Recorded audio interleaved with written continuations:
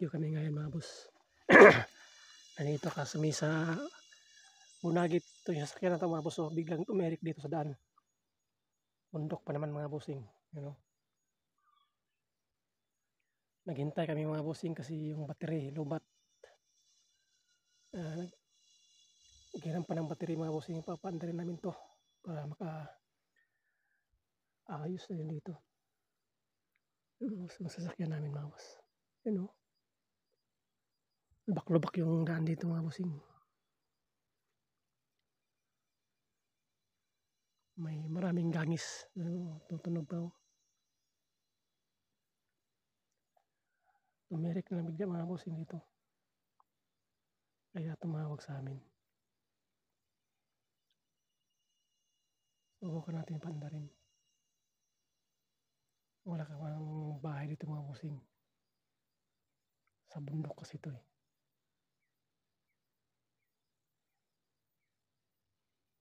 Maya-maya, kabitan namin itong bagong battery or may kargang kurente malakas.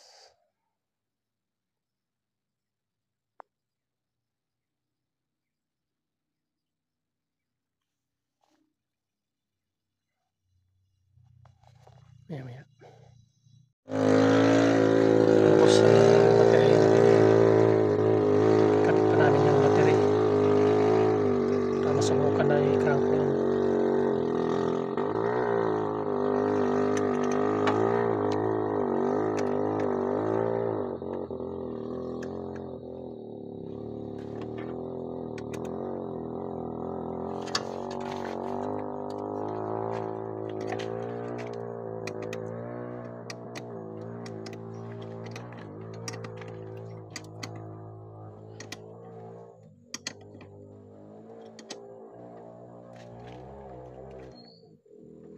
Grounded.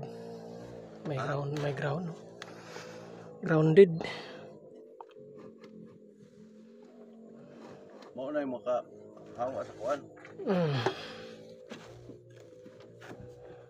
Siya. Sugay grounded oh.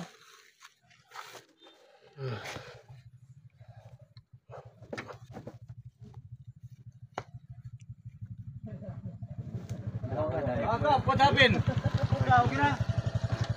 Kena.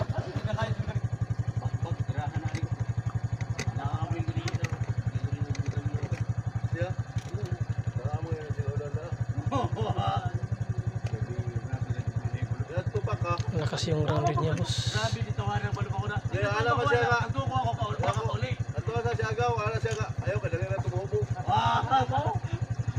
Taod ni.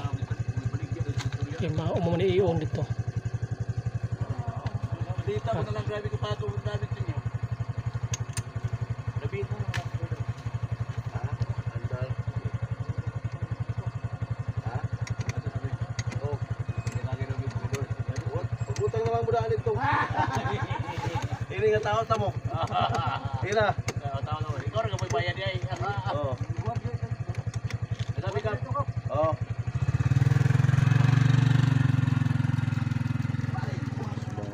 Grounded yun eh. Paano sa mana? Kasi grounded yung starter. Gikam na sa starter. Saan na starter kita magamit? Kini. Kana? Kini. Oo. Kana gyud. Kay dukdukon na disan man si Mandar. Ang solenoid ani nagtulak permente. Nagdikit lagi. Dikit. Ato pa. O starter ay. Tuklod ani. Mandar ba siya? Andar. Kining battery madala-dala nato. Pwede itaod na to. Kaya mag-charge naman eh. Huwag mo andar. Naon to sila duha makaalala ng tatong tuklod. At kay ang man tong isa. Madali na. Grounded yung starter mga bossing. Kaya inatahan itong mga pa-start. Pasok naman ito mo. Storya. Kaya tao sa itong kuhan. Kuhan. Tao sa itong hostel palihog. Mga boss, umandar na. Tinulak lang namin mga boss kasi grounded yung starter. Kaya papaano na namin yun, yung battery.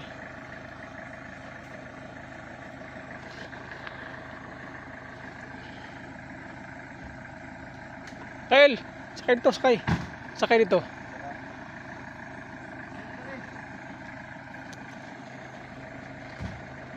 Mga boss, mandar na. Tinulak lang namin.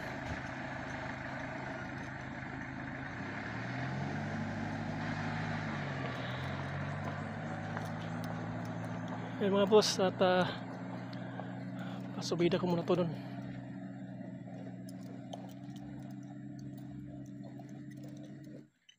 Oh, wala nag-charge ang alternator.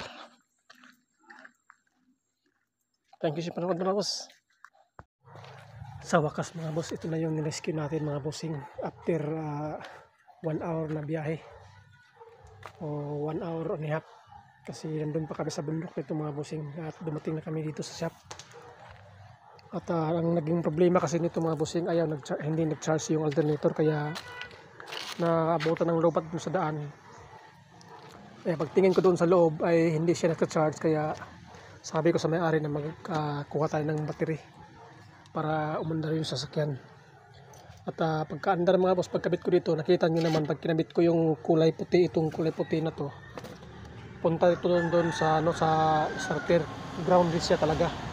Pag kinabit dito, grounded. Nung tinanggal ko mga bossing, itong wire na to ay kinabit ko tong sa niya, sa dashboard nga mga connection. Basta hindi na siya grounded. Ibig sabihin mga boss, itong linya na to na papuntang starter ay may problema. At saka itong alternator mga boss ay may problema din, kasi may ilaw doon. Kaya abangan nyo sa part 2 mga boss kung anong naging problema nitong ng alternator at bakit siya hindi nag-charge mga bossing. Tingnan natin bukas. At thank you sa iyong panonood mga boss. At ito, hanggang dito lang muna ang video natin mga boss, at least. At nagkauwi tayo ng maaga at na-rescue na rin itong sasakyan doon sa bundok. Talagang bundok yun mga bossing. At pinilit nating makapunta doon para ma-rescue itong sasakyan kasi walang tao doon. At hindi pwedeng maiwan ang sasakyan na gabi. Yan mga boss, thank you sa nanonood mga boss, at good luck sa ating lahat, at don't be a parts chaser.